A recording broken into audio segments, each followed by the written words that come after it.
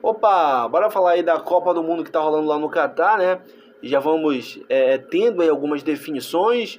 Ontem teve jogo da seleção brasileira, o Brasil que com dificuldades, né? Primeiro jogo aí na Copa sem o Neymar, que acabou se lesionando lá na estreia contra a Sérvia. Mas o Brasil acabou vencendo, primeiro tempo bem abaixo. No segundo tempo, com as modificações que o Tite fez, surtiram efeito, né? Sobretudo com a entrada de Bruno Guimarães no meio campo e do Rodrigo. O Brasil martelou e até que aos 39 minutos, com uma assistência do Rodrigo, um golaço do Casimiro, o Brasil venceu pelo placar de 1-0 e chegou aos 6 pontos. Falta detalhes aí para conseguir confirmar a classificação como o primeiro colocado do grupo. A tendência é que até consiga vencer com certa tranquilidade a seleção camaronesa na sexta. O Brasil já entra um pouco mais leve, pois já está com a classificação garantida.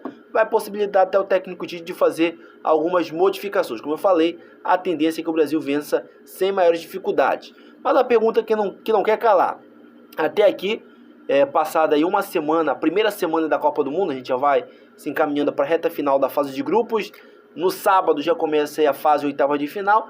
Até aqui, quem apresentou o melhor futebol? Na minha visão, eu aponto aqui 3 seleções. A própria seleção brasileira, sobretudo lá na primeira rodada, um jogo muito bom contra a seleção da Sérvia. O Brasil venceu 2-0 e poderia até ser mais. E ontem não foi aquele jogo de encher os olhos, mas se a gente for parar para analisar por um outro lado, o Brasil não sofreu. Não teve aquele ataque de dificuldade, né? Aquele momento de dificuldade com o ataque da Sérvia, da Suíça pudesse impor a seleção brasileira. Podemos até dizer que até aqui o Alisson ainda não estreou na Copa, né? Quase que ele fez uma besteira ali naquela tradicional saída de bola com os pés, mas nada demais. Como eu acabei de falar, né? Sobretudo no segundo tempo com as entradas aí de Rodrigo e do Bruno Guimarães no meio campo. O Antony também entrou muito bem. O Brasil conseguiu chegar no 1-0. Então eu coloco aí o Brasil entre as principais seleções da Copa até aqui.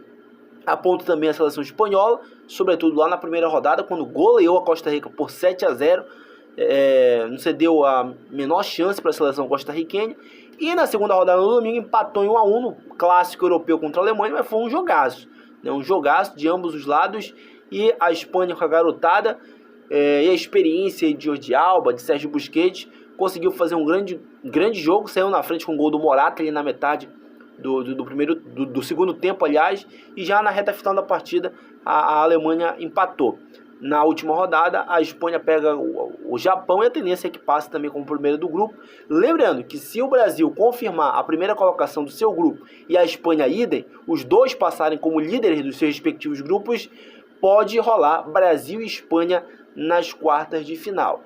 E a outra seleção que coloca como destaque também dessa Copa até aqui é a seleção francesa, que chegou com um olhar de desconfiança por vários desfalques, né? Kanté, Pogba, Benzema, que se machucou, que acabou se lesionando no final de semana da estreia da Copa, mas com o Mbappé, com o Griezmann, vem dando conta do recado até aqui.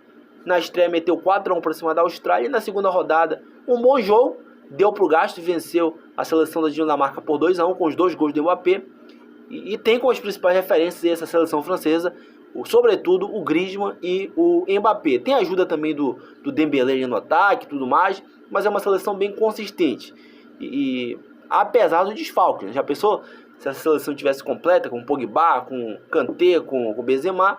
A tendência é que essa seleção, com todos esses jogadores aqui, infelizmente ficaram de fora, a França seria a favoritaça. Mas como está incompleta, né? Perdeu aí vários dos seus principais jogadores, eu não coloco a França como a principal favorita. Coloco nesse bolo aí ao lado de Brasil e ao lado da Espanha até aqui, né? Passada essa uma semana aí da Copa do Mundo, e vamos adentrando para a segunda semana, né? Começou ontem com os jogos da terceira rodada. Aliás, ontem foi o dia que fechou os jogos da segunda rodada, né? Hoje, terça-feira, começou aí a última rodada.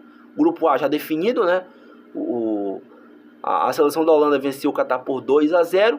Senegal venceu a seleção equatoriana por 2-1. Depois de muito tempo, o Senegal retorna ao mata-mata da Copa do Mundo. Então as definições já começam a acontecer nessa segunda semana de Copa do Mundo. Mas os principais destaques até aqui, na minha visão, seleção brasileira, seleção francesa e a Espanha. Será que uma dessas 3 seleções vai conseguir confirmar esses seus respectivos favoritismos? Será que o Brasil consegue o tão sonhado Hexa? Será que a Espanha consegue o bicampeonato mundial? Lembrando que a Espanha tem um título conquistado lá em 2010, naquela final que foi contra a Holanda, né? O gol saiu na prorrogação, o gol do Iniesta. E a França, que é bicampeão, conquistou o primeiro lá em 98, na era Zinedine Zidane. O segundo foi na última Copa lá da Rússia, já na geração Mbappé, Kanté, Pogba, Griezmann e companhia, conseguiu o bicampeonato. Será que vai conseguir o bicampeonato seguido?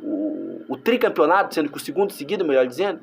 Então tá aí, na minha visão essas são as 3 melhores seleções até aqui, pelo que eu pude acompanhar da Copa do Mundo: Brasil, França e Espanha. E você, o que é que você acha?